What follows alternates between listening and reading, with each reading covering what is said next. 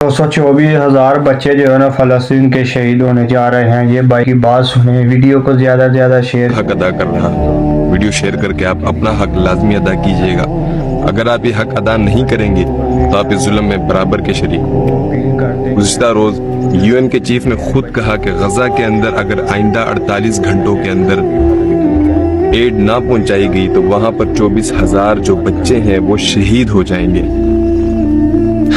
UN کے جو chief نے یہ بات بتائی ہے, اس کو بتائے ہوئے بھی 24 گھنٹے گزر چکے ہیں. لہذا آئندہ مزید 24 گھنٹے جو ہے وہ بہت انتہائی اہم ہے غزہ کے لیے, غزہ کے بچوں کے لیے.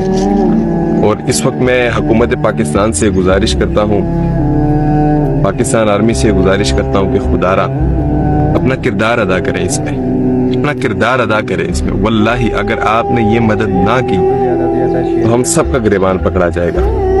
14,000 بچے, 14,000 بچے. ایک لمحے کے لیے آپ اپنے گھر کے بچوں پہ ذرا غور کریں کہ اگر ایک دن بھی وہ کھانا نہ کھائیں تو کیسے بلک بلک کر روئیں گے. کیا آپ سے دیکھ کر برداشت ہوگا؟ ہرگز برداشت نہیں ہوگا.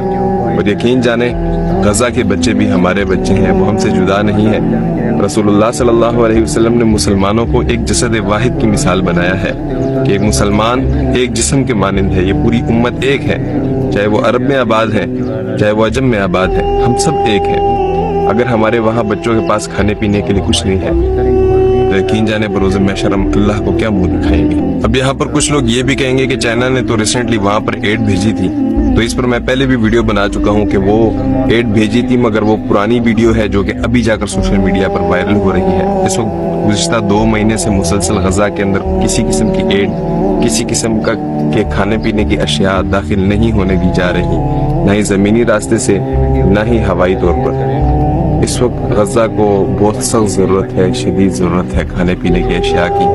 اگر ان کو نہ مہیا کی گئی تو یقین جانے ایک بہت بڑا نقصان ہمارے سر پر ہے. پاکستان کے اندر اور باہر جتنے بھی لوگ اس وقت میری ویڈیو دیکھ رہے ہیں, آپ سب سے میری گزارش ہے, اگر آپ انفلوئنسر ہیں تو یہی وقت ہے غزہ کے لیے آواز اٹھانے کا.